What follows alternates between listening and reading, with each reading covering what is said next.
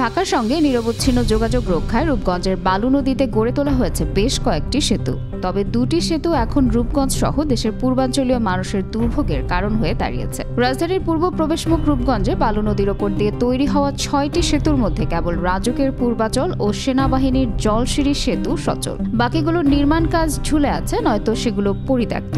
লক্ষাধিক মানুষ প্রতিদিন যে ভোগান্তির শিকার হচ্ছেন তার কেন্দ্রে রয়েছে ইছাপুরা ও নগরপাড়া কায়েতপাড়া সেতু। ১৯৯৬ সালে নির্মিত ইছাপুরা বেইলির বদলে ২০১৮ সালে শুরু হয় ৩২০ মিটার দীর্ঘ নতুন সেতুর কাজ। ২০২১ সালের ফেব্রুয়ারিতে কাজ শেষ হওয়ার কথা থাকলেও ৭ বছরেও ৭৫% বেশি কাজ শেষ হয়নি। পশ্চিম এলাকার আর পূর্ব এলাকার যে স্কুলের ছাত্রছাত্রী আছে এইসবের সময় মতন স্কুলে যাইতে পারতেছে না। আর এই ব্রিজের কাজ নিয়েছে আপনার পদ্মা সেতুর আগে। এই পদ্মা সেতু হয়ে গেছে, এত বড় কাম হয়ে গেছে, অথচ এই ছোট একটা ব্রিজ হইতেছে না।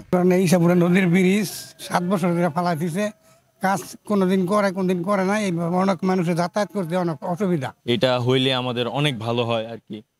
মাঝে মাঝে এখানে খেয়াঘাটও পাওয়া যায় না। আমরা পড়াশোনা করি, আমাদের রাস্তায় আসতে এবং কি মানে ক্লাস ধরতে অনেক সমস্যা হয় আর কি। দীর্ঘ ৯-১০ বছর হয়ে গেছে ছোট একটা নদীর মধ্যে একটা ব্রিজ, বড় বড় ব্রিজ হয়ে গেছে, কিন্তু জানি না কার দোষ, উপরে কর্মকর্তার দোষ নাকি প্রশাসনের দোষ, এটা আল্লাহই ভালো জানে। কর্তৃপক্ষ এই দীর্ঘসূত্রতার জন্য নকশা জটিলতাকে দায়ী করলেও স্থানীয়রা মনে করছেন এটি শুধুই অজুহাত। ফলে কয়েক লাখ মানুষকে প্রতিদিন অতিরিক্ত ২০ কিলোমিটার পথ ঘুরে যেতে হচ্ছে।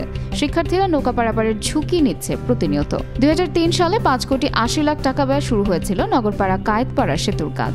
এটি ১ বছরের প্রকল্প ছিল, কিন্তু ২২ বছর পেরিয়ে গেল এর নির্মাণ কাজ সমাপ্ত হয়নি। নদীতে ভাসমান ৪টি স্প্যান এখনও নৌযান চলাচলেও বাধা সৃষ্টি করছে। ২০২১ সালে দ্বিতীয়বার টেন্ডার হলেও আবারও বন্ধ হয়ে যায় কাজ। রাজধানী থেকে মাত্র ৫০০ গজ দূরে থেকেও এলাকার মানুষকে নৌকায় পারাপার হতে হচ্ছে, নতুবা ২০ কিলোমিটার ঘুরে যেতে হচ্ছে। এলাকাবাসীর দাবি, সেতুগুলো সময় মতো নির্মাণ বা সংস্কার হলে এই অঞ্চলের অর্থনীতিতে বড় ধরনের পরিবর্তন আসতো। তারা বলছেন বারবার প্রতিশ্রুতি, টেন্ডার আর দেরির কারণে তারা আজও ভোগান্তির শিকার। রূপগঞ্জ উপজেলার বালু নদীর উপরে ৩২০ মিটার ব্রিজ, এই ব্রিজটা আমরা ২০১৮ সালের শেষের দিকে আমরা ঠিকাদার নিয়োগ করেছি। ঠিকাদার নিয়োগ করার পরে পর্যায়ক্রমে বিভিন্ন জায়গা সংক্রান্ত জটিলতা এবং কিছু টেকনিক্যাল প্রবলেম থাকার কারণে মাঝখানে বেশ কিছুদিন কাজের প্রোগ্রেস খুব স্লো ছিল।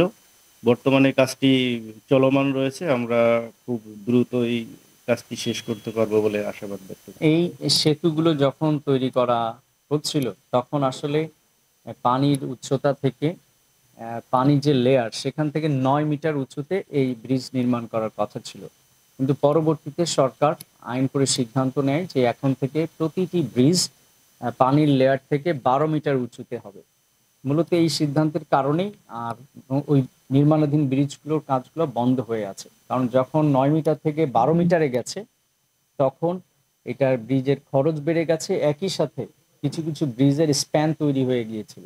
স্প্যান তৈরি হয়েছিল ৯ মিটার উচ্চতার ব্রিজকে চিন্তা করে।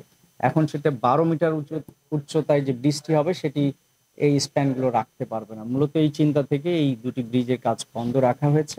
বছরের পর বছর ধরে নির্মাণ কাজ থমকে থাকায় লক্ষাধিক মানুষের যে দুর্ভোগ তৈরি হয়েছে তার সমাধান দ্রুত হওয়া প্রয়োজন। নাজনীন নিসা, আনন্দ টিভি।